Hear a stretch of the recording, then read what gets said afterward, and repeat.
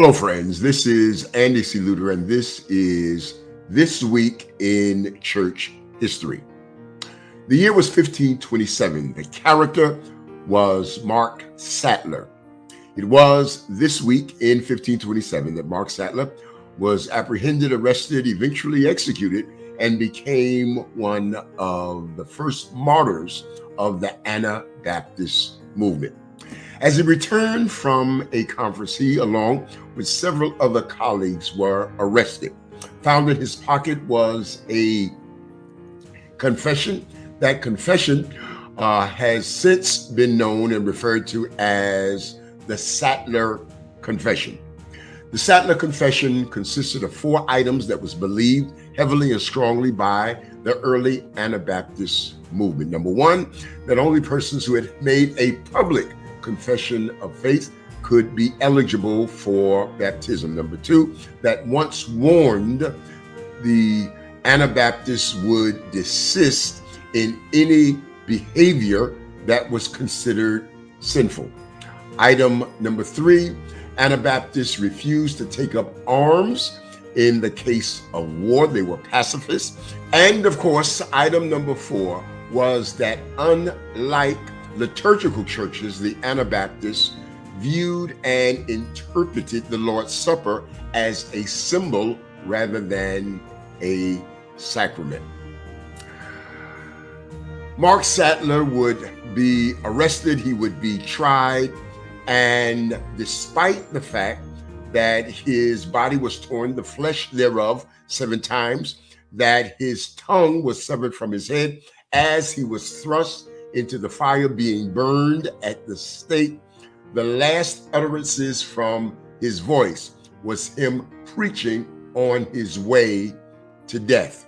Now, why does the Anabaptist movement make sense and resonate with us? Well, the Anabaptists began in Geneva. They eventually migrated to England and became part of the English separatist movement.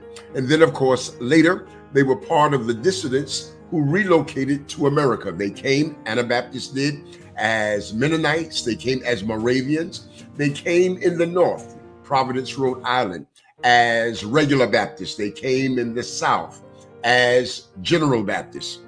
All of us who identify with the Baptist tradition can trace our heritage and our spiritual rootage back to the Anabaptist movement. And while they began as the Anabaptists, they later deleted this prefix syllable, Anna, and simply became known as the Baptist. So whether you're part of the Faith Baptist Church, the First Baptist Church, the Memorial Baptist Church, whatever Baptist church you are a part of or familiar with, you owe a spiritual debt of gratitude to the likes of a Mark Sattler and his martyrdom as he stood for this movement all the way to the end of his life, despite him being burned. And even in the aftermath of his public execution, not only was his wife, but several other women and colleagues were executed as well.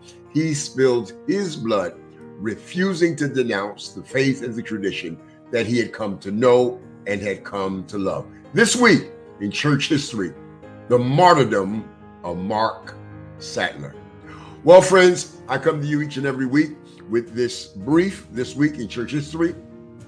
Tell a neighbor, tell a friend, follow, subscribe so that you don't miss any of my future episodes. And then if you're interested, I certainly invite you to go to stcu.teachable.com, stcu.teachable.com. And there I have posted a number of in-depth, meaningful, enlightening online courses. If you've enjoyed this episode, then certainly you will enjoy the material that we have in our online academy.